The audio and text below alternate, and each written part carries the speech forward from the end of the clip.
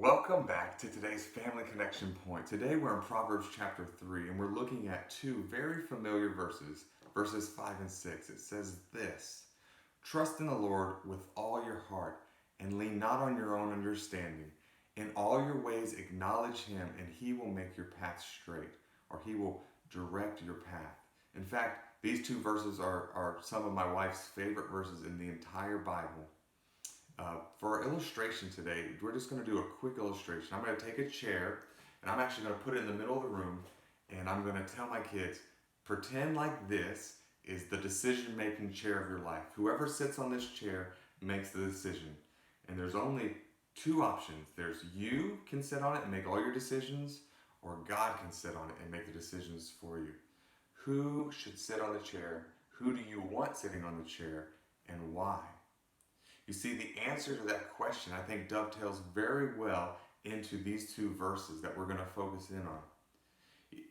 It says to trust in the Lord with all your heart. The idea is to put your full weight on God, fully trusting in him. And then there's a contrast. It says, but don't lean on your own understanding. And there's a really good reason why we don't want to lean on our own understanding.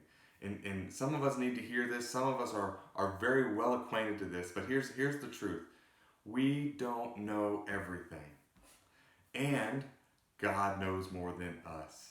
And so the idea here is that we have a limited amount of understanding. And honestly, we have many times we have a tainted amount of understanding.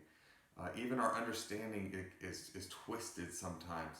But we're finite, which means we have borders, we have limits. We can only learn so much information, we can only be so wise, and then we come to a place where we hit the lid and we can't go farther than that. Our minds can only encapsulate so much. In contrast to that, God is infinite. He doesn't have borders.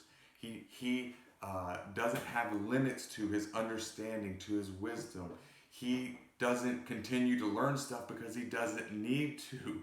He knows everything. He knows all of the different variables. And when he hands down instructions, he does that in full light and knowledge of all the different variables, which is crazy to think about. See, God is perfect in knowledge. Romans chapter 11 says it this way: "Oh, the depths and the riches and wisdom of the knowledge of God, how unsearchable his judgments." And then verse 34 says, "Who has known the mind of the Lord, and who can be his counselor?" He doesn't need a counselor because no one's going to give him new information. He knows everything. And because of that, because we can look at God and worship him for his infinite nature, his infinite wisdom, his infinite knowledge, his infinite power, we can fully yield to him in our decision making. And that's the idea here when it says, in all your ways acknowledge him, yield to him. When our understanding, which is limited, comes against God's truth, we should always acknowledge him, yield to him, and he will make our paths straight. The idea here is that he will take us to our final destination. And let me just say this: the destination and the path that God puts us on is always better than the path that we would put ourselves on in our own understanding. See, during the process of yielding to God and his truth and not listening to our own understanding, God may redirect our paths, but know this, that God's path is always the best path. And so for our children, the question remains: who is going to sit on the decision-making chair of your life? In knowledge of who God is, it only makes sense that God should be the one that makes the decisions for our life. And so we're going to pray as a family, God, when our understanding come in conflict with your truth, Lord, we're going to yield to you because you're infinite, because you're without borders, because you are who you are.